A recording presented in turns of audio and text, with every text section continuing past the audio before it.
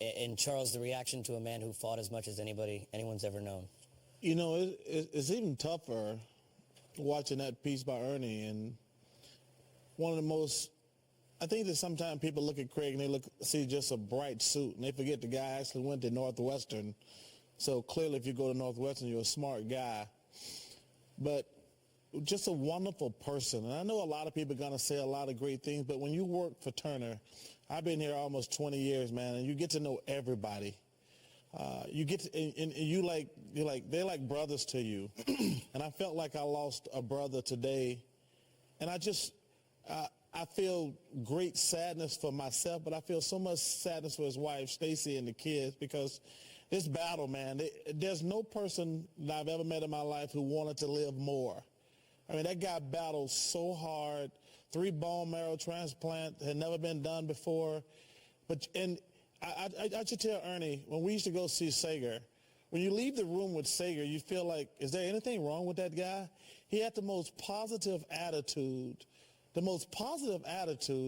of anybody I ever seen going through that situation. And my life is better, sports is better for knowing Craig Sager. Kenny? Just echoing what Charles has said, and I think it's difficult for Charles and I as well, because we've been here, like you said, almost 2 decades, and there's never been a day that Craig Sager wasn't here with us at some point, or you have an opportunity to engage with him. And for the first 2.5 years, he and I shared an office.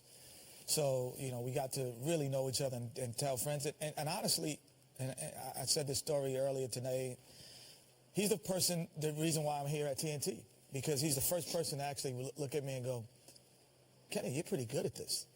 Because at that time, I was really debating whether to go and try to be a coach somewhere, assistant coach, and assistant GM. And he's listening to these conversations in our office, and he goes, why would you do that? You're pretty good at this. This could be your career.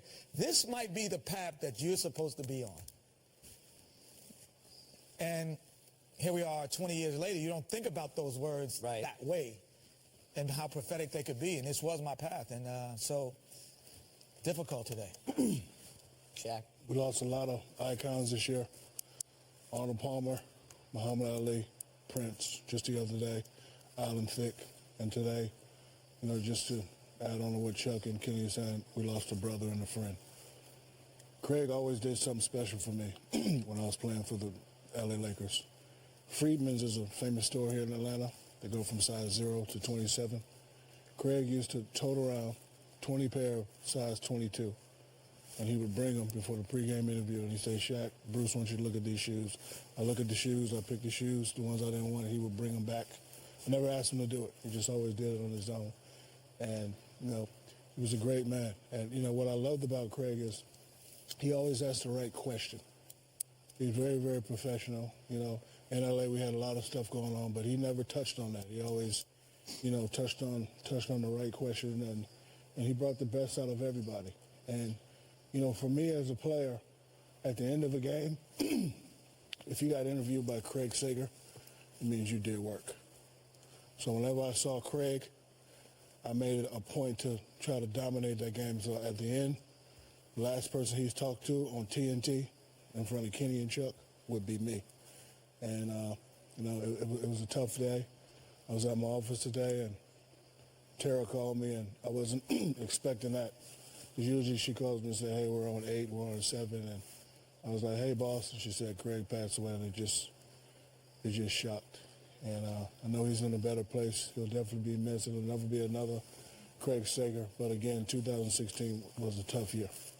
It feels – go ahead, Charles. I can't – the way the NBA family – and we got to give a shout-out to our NBA family. The way the NBA fans – and the way the NBA players embrace Sager in the last year, I think it's a testament to how close we are as a family. I mean, you've been in this thing as long as we have. Everybody. I know all the when I see Magic Johnson, Larry Bird, I feel like, hey, it's a brother I've seen. And now when I go to games, I see LeBron, I see Tracy McGrady, guys like that. I'm like, hey, how y'all guys doing?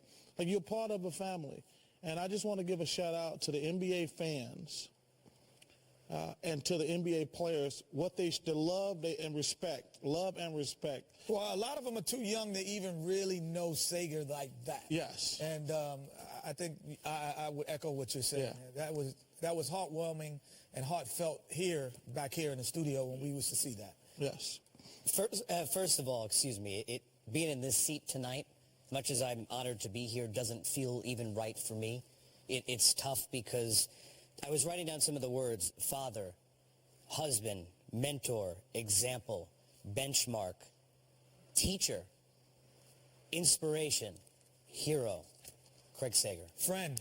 Friend, yes. There it is.